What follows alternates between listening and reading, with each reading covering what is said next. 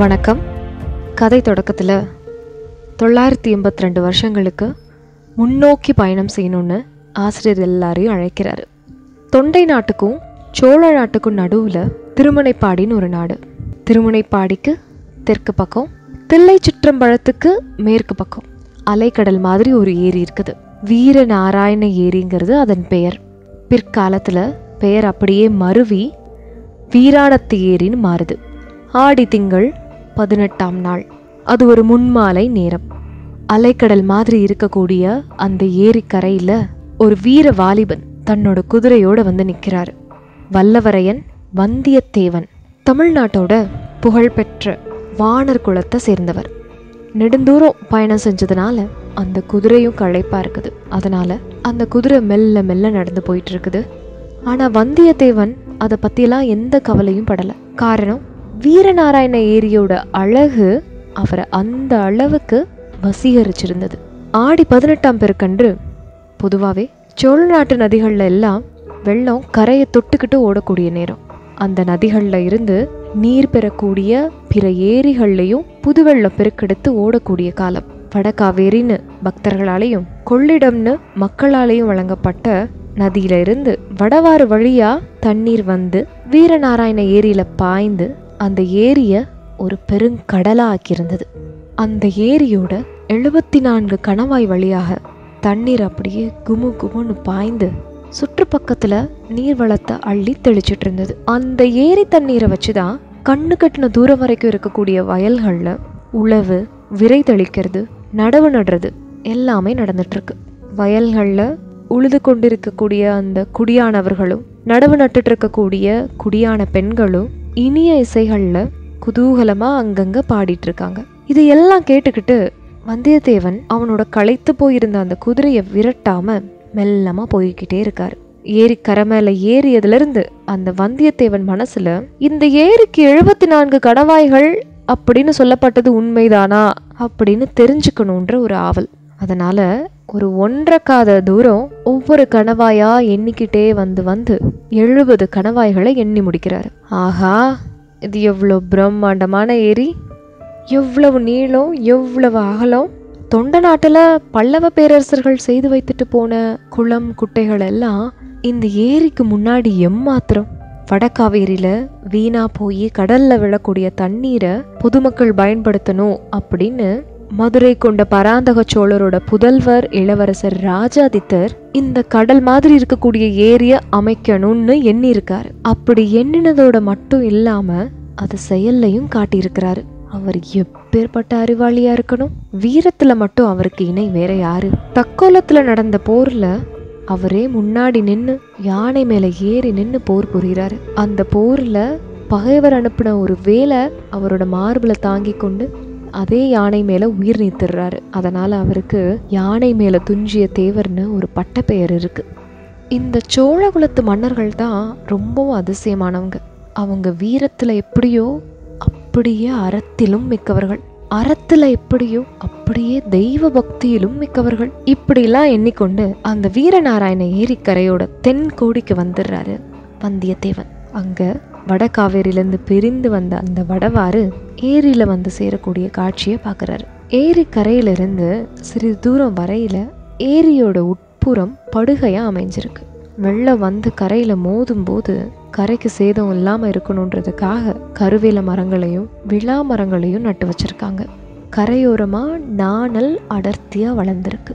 தென்மேற்கு திசையிலிருந்து அந்த இருபுறமும் இருக்கக்கூடிய மர வரிசையோட வடவாற்றோட புதுவெள்ளம் வந்து வீரநாராயண ஏரியில கலக்கக்கூடிய காட்சி தூரத்துல இருந்து பார்க்கும்போது அழகிய வர்ண கோலம் போல இருக்குதுன்னு ஆசிரியர் வர்ணிக்கிறாரு. அந்த மனோகரமான தோற்றத்தோட இனிமையும் குதூகலத்தையும் அதிகப்படுத்துறதுக்கு இன்னும் சில காட்சிகளை வந்தியத்தேவன் அங்க பாக்குறான். அன்னைக்கு ஆடி 18ஆம் பெருக்கு திருநாள். பக்கத்து கிராமங்கள்ல இருந்து தென்னங்குருத்துகளால் அப்படியே சப்பரங்கள் கட்டி இழுத்துட்டு வந்து கும்பல் கும்பலாக மக்கள் வடவாற்றங்கரைக்கு வராங்க. ஆண்களும் பெண்களும் குழந்தைகளும் புதிய ஆடைகள் அணிந்து விதவிதமாக அலங்காரங்கள் செஞ்சுட்டு வந்திருக்காங்க. பெண்களோட கூந்தல்களில் தாழம்பூ, செவ்வந்திப்பூ, மல்லிகை, முல்லை, இருவாட்சி, செண்பகம் இந்த மாதிரி விதவிதமான மலர்களால் அலங்காரம் பண்ணியிருக்காங்க. கூட்டாஞ்சோறு, சித்ரானம் எடுத்துட்டு பல பேர் குடும்பமாக வந்திருக்காங்க. சிலர் ஏரிக்கரையில் தண்ணி ஓரமாக நின்றுக்கிட்டு சித்ரானோ போன்றவற்றை கமுகு மட்டையில் போட்டுட்டு சாப்பிட்றாங்க. சில தைரியசாலிகள் கொஞ்ச தூரம் அப்படியே தண்ணீரில் நடந்து போய் வடவாற்றங்கரையை அடைந்து அங்கே நின்னபடி சாப்பிட்றாங்க. குழந்தைங்கள் சில பேர் சாப்பிட்டதுக்கப்புறம் அந்த கமுகு மட்டையை வடவாற்றங்கரையில் அப்படியே வீசுகிறாங்க. அது தண்ணியில் அடிச்சுக்கிட்டு ஓடக்கூடிய அழகை அப்படியே பார்த்து ரசிக்கிறாங்க. இது எல்லாத்தையும் பார்த்துக்கிட்டு வல்லவரையன் வந்தியத்தேவன் அங்கேயே நிற்கிறாரு. அங்கே நிற்கக்கூடிய பெண்களில் இனிமையான குரலுடைய சில பெண்கள் பாடுறதையும் வந்தியத்தேவன் காது கொடுத்து கேட்குறான். ஓடப்பாட்டு, வெள்ளப்பாட்டு, கும்மி, சிந்து இதெல்லாம் பாடுறாங்க. வடவாறு பொங்கி வருது, வந்து பாருங்கள் பள்ளியரே, வெள்ளாறு விரைந்து வருது, வேடிக்கை பாருங்கள் தோழியரே, காவேரி புரண்டு வருது, காண வாருங்கள் பாங்கியரே. இந்த மாதிரி பாட்டுக்கள் எல்லாம் வந்தியத்தேவன் காதில் இன்ப வெள்ளமாக வந்து விழுது. சோழகுல மன்னர்களோட வீர புகழை கூறக்கூடிய பாடல்களை சில பெண்கள் பாடுறாங்க. இன்னும் சில பெண்கள் 32 போர்களில் ஈடுபட்டு உடம்புல 96 காயங்களை ஆபரணமாக பூண்டிருந்த விஜயாலய சோழனோட வீரத்தை பாடுறாங்க. அவனுடைய மகன் ஆதித்த சோழனோட வீரத்தை போற்றி காவேரி நதி உற்பத்தி ஆகிற இடத்துல இருந்து கடல்ல சேரக்கூடிய இடம் வரைக்கும் 64 சிவாலயங்கள் எடுப்பித்ததை இன்னொரு பெண் பாட்டா பாடுறா.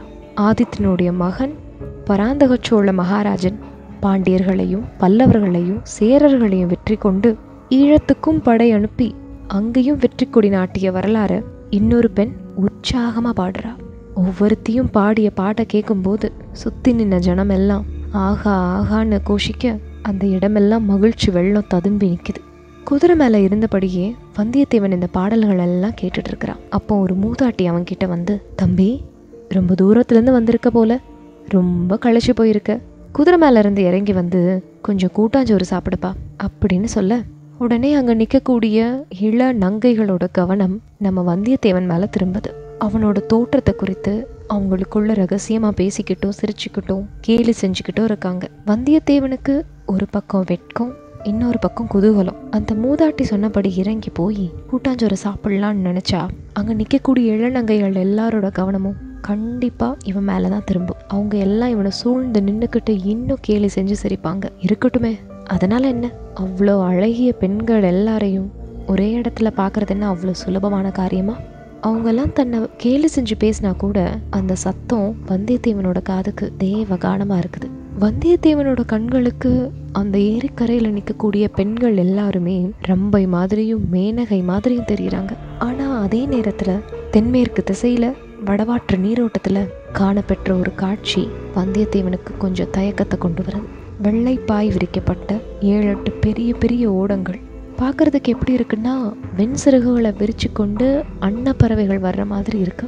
ஏரிக்கரையில் பல வகை களியாட்டங்களில் ஈடுபட்டிருக்க ஜனங்கள் அந்த பெரிய படகுகள் வரும் திசையை பார்க்க ஆரம்பிச்சிட்டாங்க. அந்த படகுகளில் ஒரு படகு எல்லாத்துக்கும் முன்னாடி விரைந்து வருது ஏரிக்கரையை நோக்கி.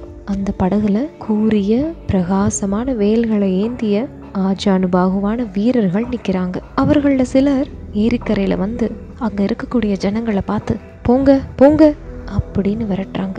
அவங்கள அதிகமா விரட்டுறதுக்கு இடம் வைக்காம மக்களே அவங்களோட பாத்திரங்கள் பண்டங்கள் எல்லாத்தையும் எடுத்துக்கிட்டு விரைவா கரையேற தொடங்குறாங்க. இந்த காட்சியெல்லாம் பார்த்துட்டு இருக்கிற வந்தியத்தேவனுக்கு ஒண்ணுமே புரியல. இந்த வீரர்கள்லாம் யாரு? பின்னால வர்ற பாய் விரித்த படகுகள்ல யார் இருக்காங்க? எங்கிருந்து வர்றாங்க? ஒருவேளை அரச குடும்பத்தை சேர்ந்தவங்களா இருப்பாங்களோ? இத்தனை கேள்விகள் வந்தியத்தேவனுக்குள்ள. ஏரிக்கரையில் நிற்கக்கூடிய ஒரு பெரியவர்கிட்ட போய் வந்தியத்தேவன் கேட்குறான், ஐயா, இந்த வீரர்கள்லாம் யாரை சேர்ந்தவங்க? அதோ பின்னால் வரக்கூடிய ஓடங்கள் யாருடையது? எதற்காக இந்த வீரர்கள் எல்லாம் மக்களை போங்க போங்கன்னு விரட்டுறாங்க? மக்களும் எதுக்காக விரைந்து ஓடுறாங்க? இப்படின்னு கேள்விகளை அடுக்கிறான் வந்தியத்தேவன். தம்பி, உனக்கு தெரியலையா என்ன? அதோ அந்த படகுகளில் நடுவில் வரக்கூடிய படகுல ஒரு கொடி பறக்குதே, அதில் என்ன எழுதியிருக்குன்னு பாரு அப்படிங்கிறாரு பெரியவர். பனைமரம் போல தெரியுது அப்படிங்கிறான் வந்தியத்தேவன். பனைமரம்தான் பனைமரம்தான்.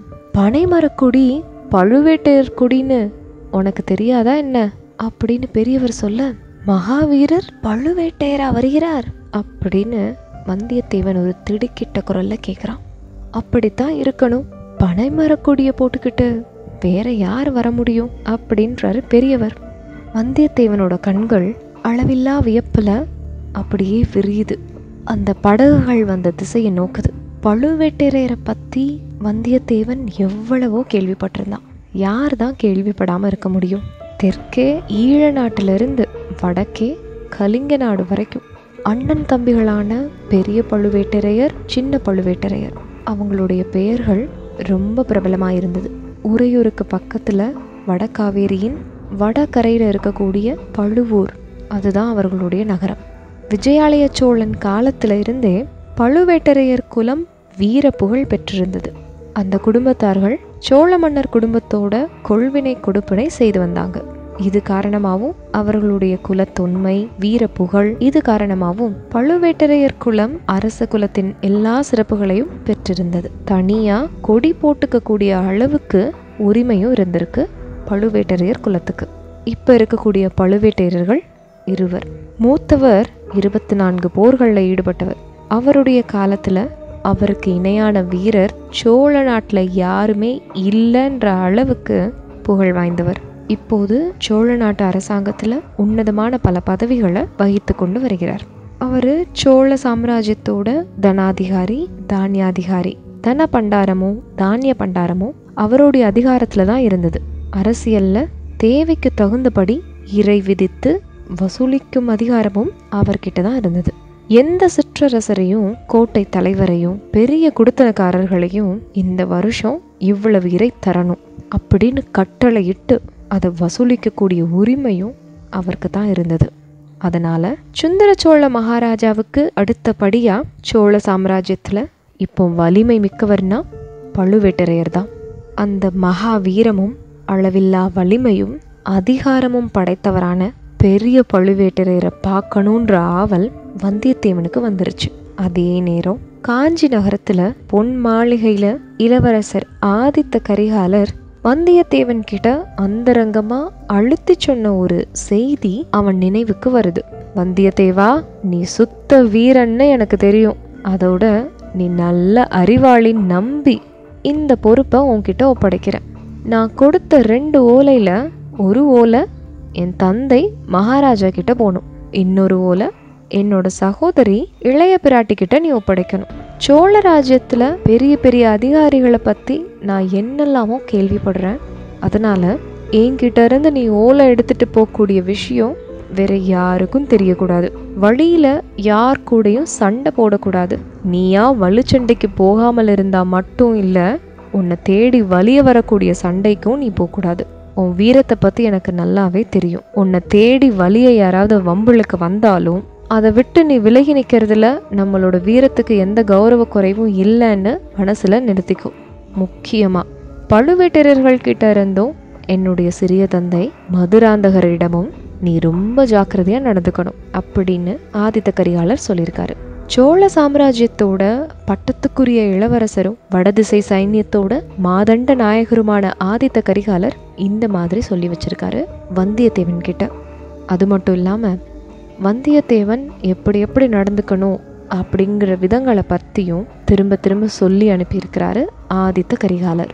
இது எல்லாம் நினைவுக்கு வரவும் பழுவேட்டரையரை பார்க்கணுன்ற ஆவலை வந்தியத்தேவன் அடக்கிக்கிட்டான். தன்னோட குதிரையை தட்டி விட்டு கொஞ்சம் வேகமாக செல்ல முற்படுறான். ஆனால் என்னதான் தட்டி விட்டாலும் களைப்பா இருக்கக்கூடிய அந்த குதிரை கொஞ்சம் மெதுவாக தான் போகுது. அந்த நாள் இரவை கடம்பூர் சம்புவரையர் மாளிகையில் தங்கி கழித்து விட்டு அடுத்த நாள் காலையில் கிளம்புறதுக்கு முன்னாடி ஒரு நல்ல குதிரையை சம்பாதிச்சுட்டு கிளம்பணும்னு வந்தியத்தேவன் முடிவு பண்ணுறான். இதோட அத்தியாயம் 1 முடியுது. அத்தியாயம் 2ல் என்ன நடக்குன்னு பார்க்கலாம்.